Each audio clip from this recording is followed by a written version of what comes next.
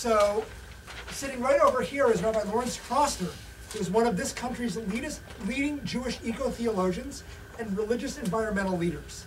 He is the founder and coordinator of Shomrei Bereshit, Rabbis and Cantors for the Earth, and the rabbinic scholar in residence of Green Faith, the Interfaith Environmental Coalition in New Jersey, and the former creator and director of the Green Faith's Fellowship Program. He's also a member of Al Gore's Climate Reality Project Leadership Corps and rabbi in residence at the Berry Forum for Ecological Dialogue at Iona College. Rabbi Troster was also the rabbinic advisor for Hazon and the rabbinic fellow for the Coalition on the Environment and Jewish Life, COJL. He has published numerous articles and lectured widely on eco-theology and theology in general, bioethics, and Judaism and modern science. He received his BA from the University of Toronto, so Toronto connection here, and an MA in rabbinic ordination from the Jewish Theological Seminary. He was recently honored by the Temple of Understanding, one of the oldest worldwide interfaith organizations, as an interfaith visionary. So please join with me in welcoming Rabbi Larry Troster.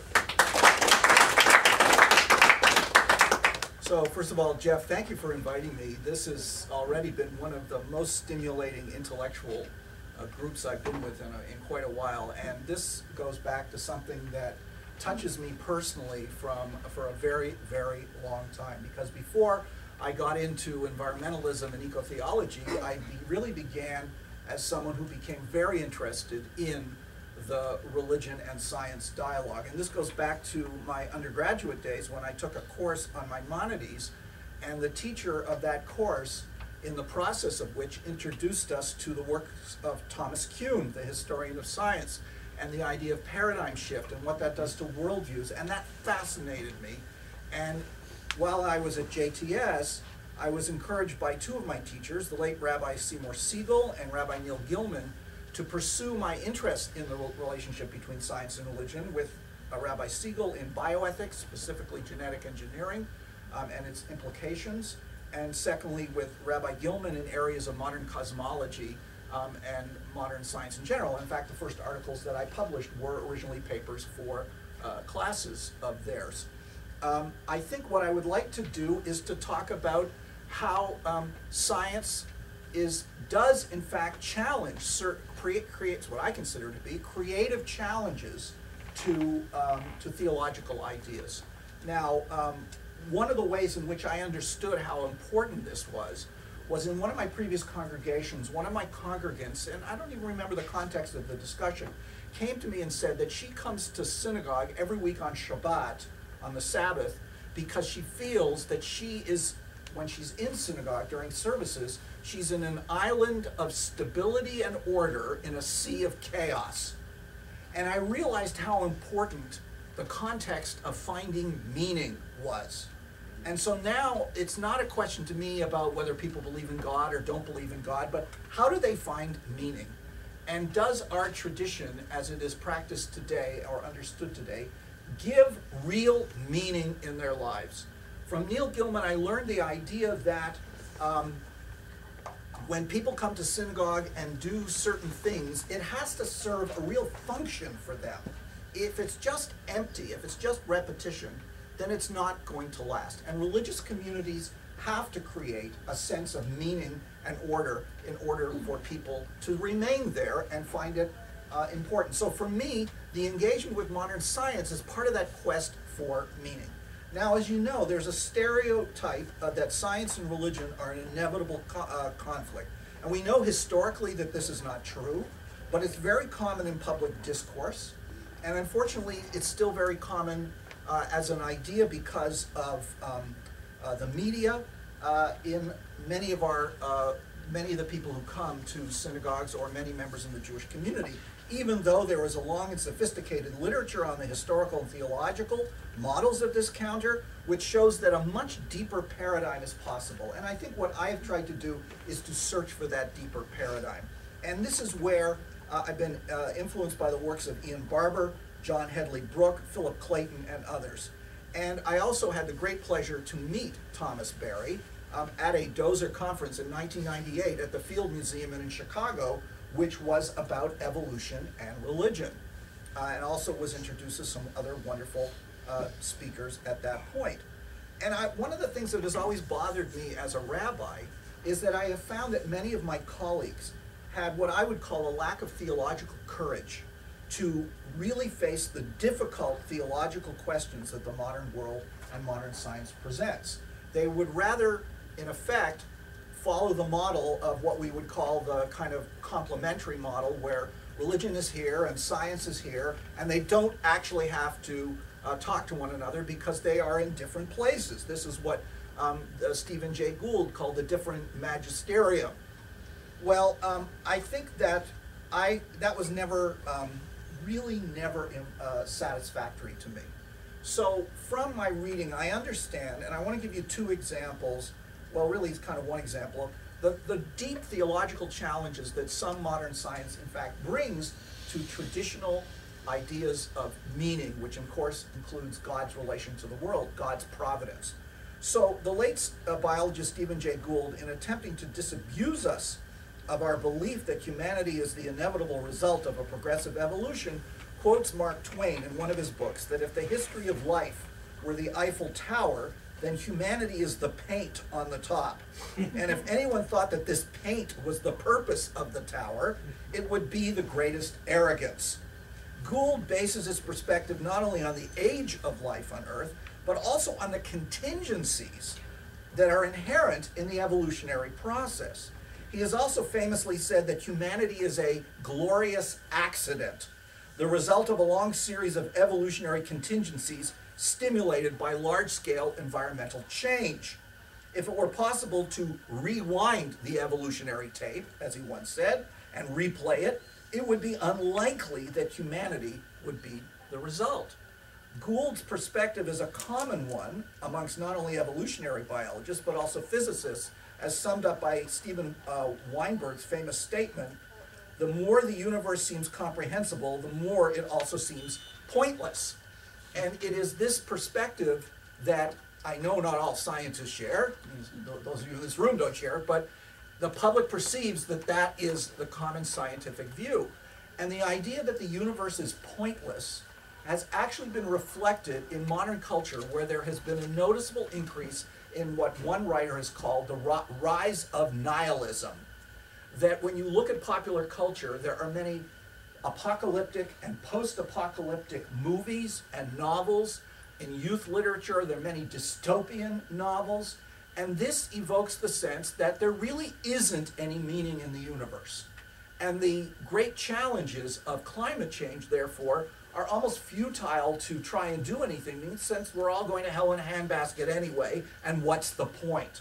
And therefore we should, in effect, just enjoy ourselves in whatever time we have left. This is a serious problem of meaning that, as a rabbi and as a theologian, that's one of my biggest concerns, is that people find a lack of meaning.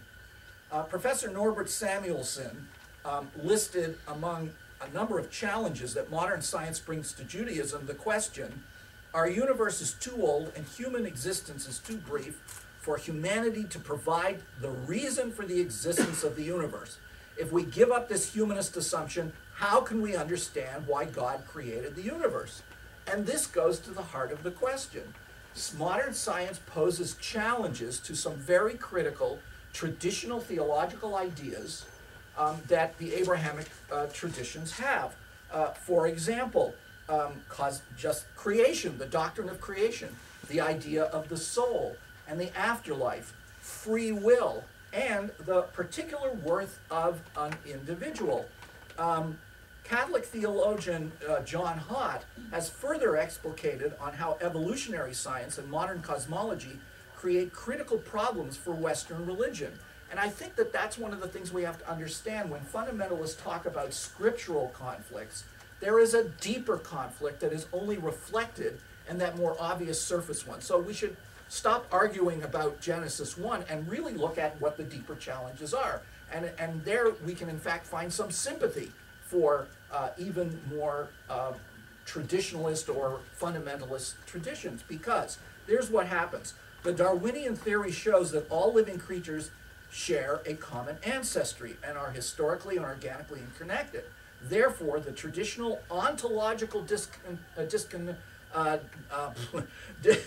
disconnect discontinuity between humanity and the rest of creation, which was a central feature of Jewish, Christian, and Muslim theology, no longer exists.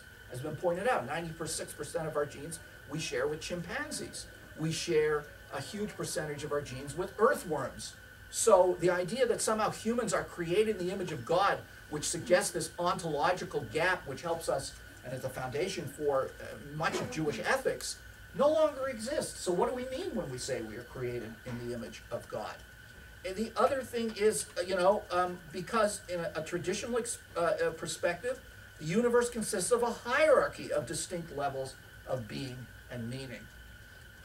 The lower levels consist of inanimate objects, followed by levels of living beings in ascending value, plants, animals, humans, and finally God. So that has been destroyed. The great chain of being, we don't see it in that way. Secondly, Darwinism, as now understood, sees no major distinctions between life and non-life. Life arises from dead matter as a result of the laws of physics and chemistry enacted over billions of years.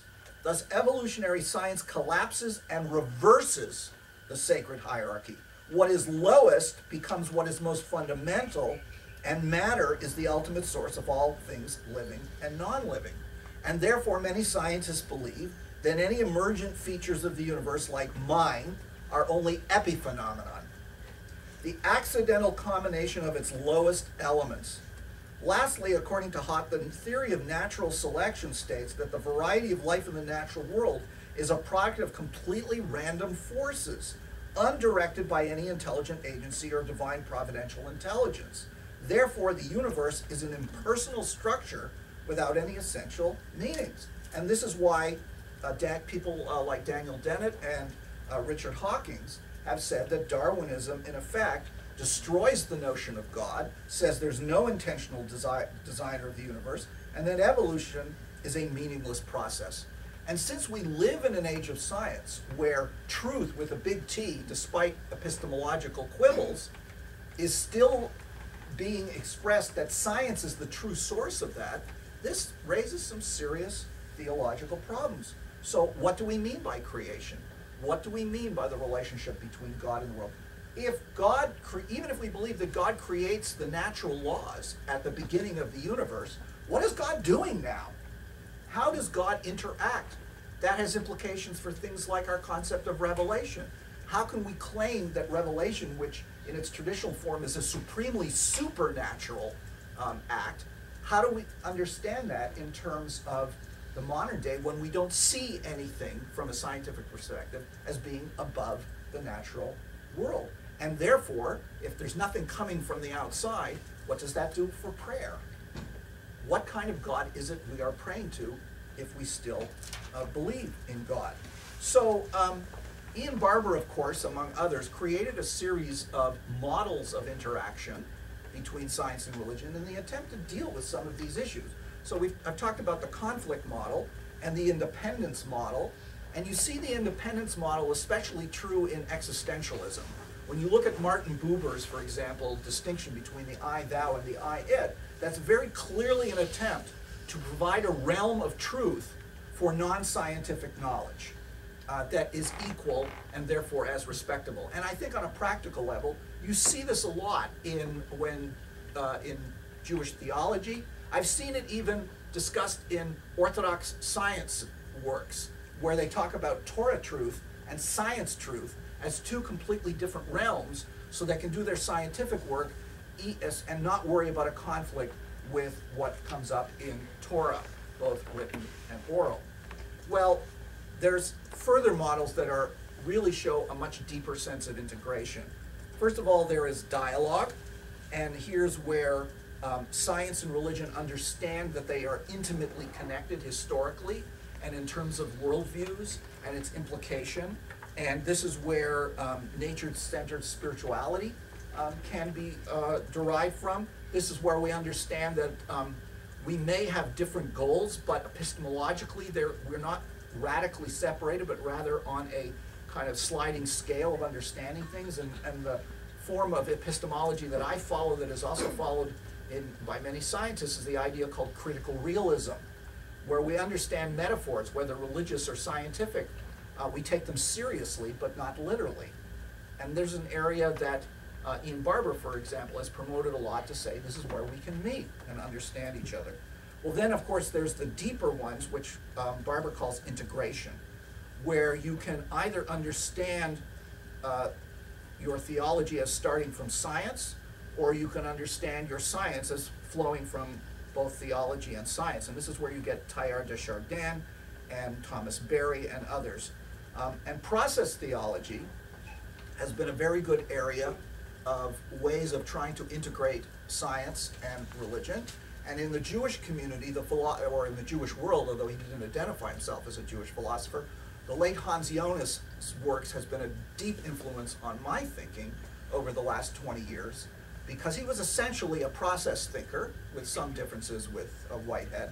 But Jonas tried to develop his philosophy out of biological science to show that life itself is its own meaning, and that life, the existence of life and the existence of mind, even on the lowest level of life, shows that there in fact is a sense of purpose and meaning in the universe.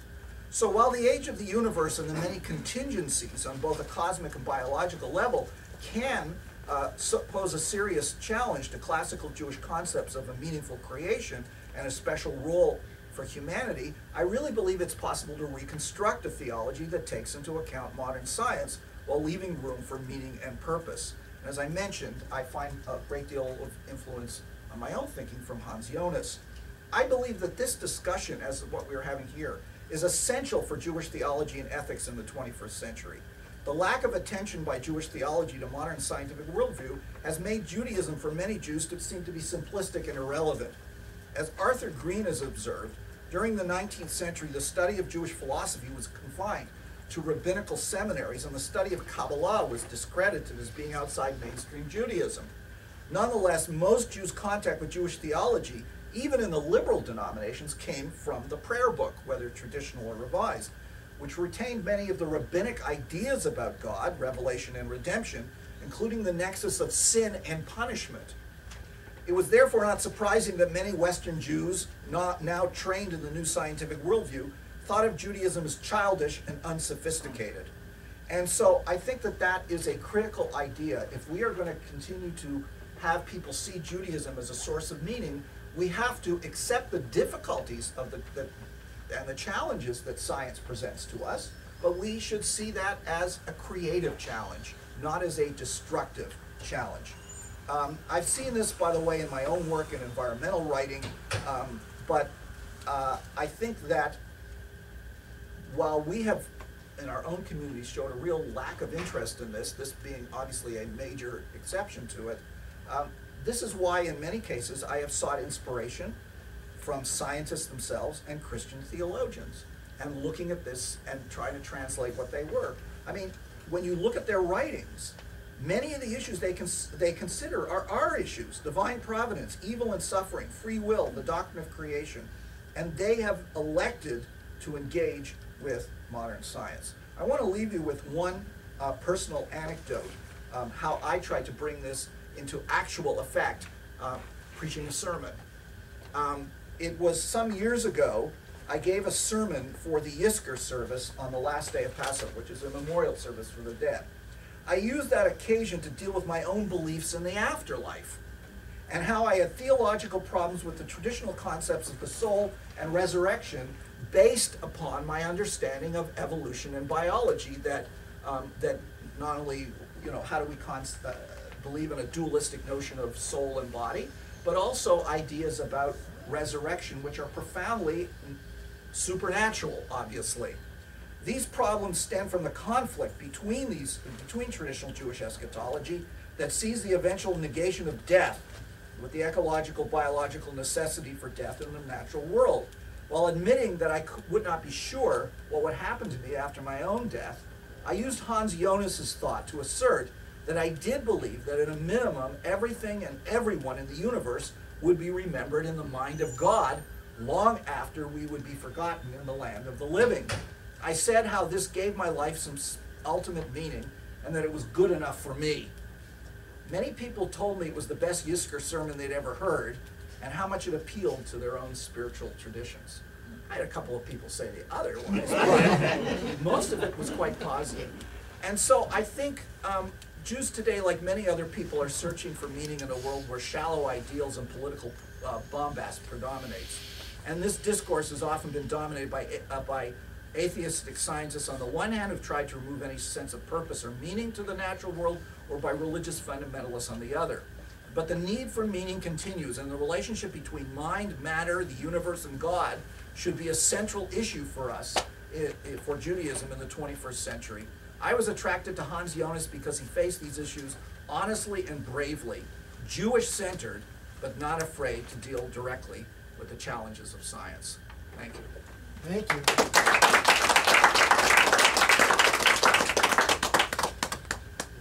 Thank you, Larry. And